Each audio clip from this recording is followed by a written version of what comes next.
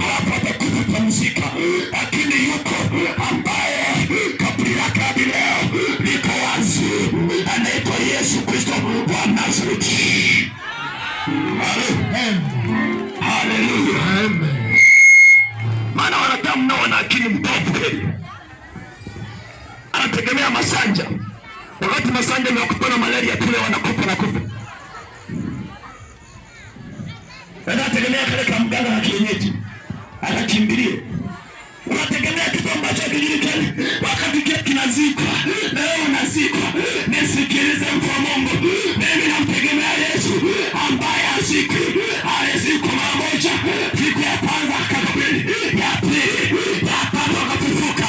Ametoka mikono kule. Mungu Baba na Yesu akituombea, akituombea, akituombea. Bwana sikilize mama. Tumaini kwa Yesu Kristo ambaye alishinda mauti. Tumaini kwa Bwana ambaye alishinda mauti.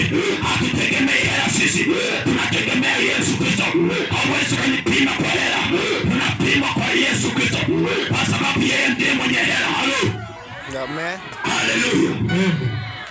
Mtu wa Mungu, Bwana Yesu asifiwe. Bwana Yesu asifiwe sana. Amen. Wengine wategemea mbuzi, wamefunga mbuzi yale, mengine wamefunga kengele mshingoni. Halafu jiona analita anaanza kuliabudu. Jiona analita anaanza kusemesha maneno. Jiona analita anaanza kuliomba. Hapo ni siku wengine wanaenda kwa mtu mkubwa. Wanategemea misimu. Nisikilize. Hatuombi juu ya misimu. Yesu anasema hivi, aniaminie mimi ana uzima milele. Asiyeniamini amekwisha kuhukumiwa kabisa. Hapo nisikilize wewe unayeamini wapanga. Nisikilize wewe unayeamini misimu ya ukoo.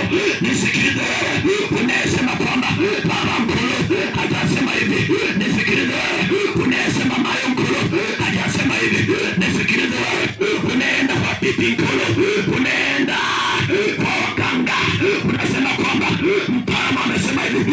Yepo mtaalamu ambaye nimemleta leo, yeye ni pending, akitegemea. Amen.